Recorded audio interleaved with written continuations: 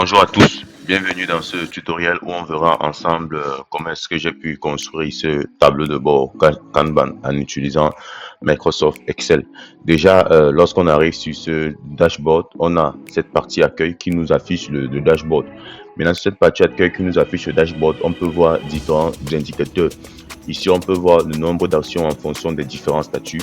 Ici, on peut voir le nombre d'actions en fonction des groupes Kanban. Ici, on peut voir la répartition des tâches en fonction de les statuts.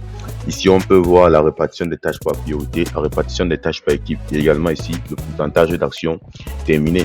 Maintenant, bien évidemment, dans ce dashboard, tous ces différents groupes d'indicateurs de performance peuvent être filtrés. Ici, là, par exemple, on utilise le filtre Kanban Board. On voit ici, ça s'actualise. En termes d'innovation, on peut voir les indicateurs. En termes de logistique, on peut voir les indicateurs. En termes de production, on peut voir les indicateurs. Et il en est de même pour les responsables. On peut par exemple dire, on veut voir les actions qui sont attribuées à David. On clique simplement sur David et on voit les actions qui sont attribuées à David. Brenda, pareillement. Ici, on peut également voir les actions par statut. Ici, on peut également voir les actions par statut. Et dans la même logique, le filtre s'actualise. Là, c'est la partie dashboard qui nous permet en fait de piloter nos différents projets et nos différentes tâches. Hormis la partie dashboard, ce tableau de bord a également une partie Kanban. Maintenant, la partie Kanban, c'est la partie qui nous permettra ici de voir la vue Kanban, c'est-à-dire de voir quelles sont nos tâches qui sont en cours, quelles sont celles qui sont terminées, quelles sont celles qui sont en attente, annulées, etc. Je précise que les différents paramètres de champ sont définis par nous-mêmes. Maintenant, ici, on a un filtre, par exemple, qui nous affiche les projets. Si on va, par exemple, aller sur le projet digitalisation des procédures, à l'intérieur de ce projet, on voit qu'on a 4 tâches sur les 4 tâches. Une tâche en cours, une planifiée, une terminée et une en recherche. On peut également aller sur la mise en place d'une EP. Ici, on voit les différentes tâches qui sont rattachées. On peut également filtrer nos actions Kanban en utilisant le Kanban board, c'est-à-dire quelles sont les actions peut-être liées à la maintenance. Si on clique les actions à la maintenance, on peut y voir liées à la production, on peut y voir liées à l'infrastructure, on peut y voir liées à l'innovation, on peut également faire notre Kanban en fonction des tâches qui sont en retard ou pas. Si on veut voir les tâches qui sont en retard, on clique là.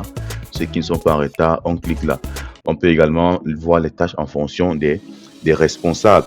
C'est-à-dire, par exemple, si on veut voir, par exemple, la tâche qui a été attribuée à Brenda, on clique simplement sur Brenda et on voit les tâches qui lui sont assignées. On veut voir les tâches qui sont attribuées à David. On clique sur David et on voit les tâches qui sont assignées à David. Bon, voilà un peu les deux principales vues du tableau de bord. On a la vue dashboard et on a la vue Kanban. Maintenant, ici, on a le projet et tâches. Là, c'est notre base de données. On va venir lister ici l'ensemble de nos tâches et y rattacher des projets, mettre qui sont les responsables, donner des priorités. Là également, ici, on a une vue paramètres. C'est dans cette vue paramètres aussi qu'on peut configurer en fait notre Kanban. On peut dire quels sont les différents statuts. On peut les personnaliser. On peut dire quels sont les différents Kanban boards.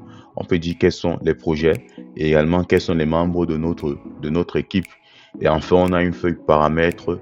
On a une feuille accueil qui nous indique un peu en fait comment est-ce qu'on doit remplir le classeur. Là, on nous explique le contenu. Là, on nous explique à quoi renvoient les feuilles. Et ici, on nous explique également comment est-ce qu'on peut faire pour personnaliser ces feuilles. Bon, voilà un peu de manière balayée le différent dashboard. Le différent dashboard, il est en vente sur ma boutique Advaliance QSE. Le lien se retrouve en description de cette vidéo. Vous pouvez l'acheter au prix unique de 49 €. Merci d'avoir regardé la vidéo. On like et on s'abonne pour plus de contenu.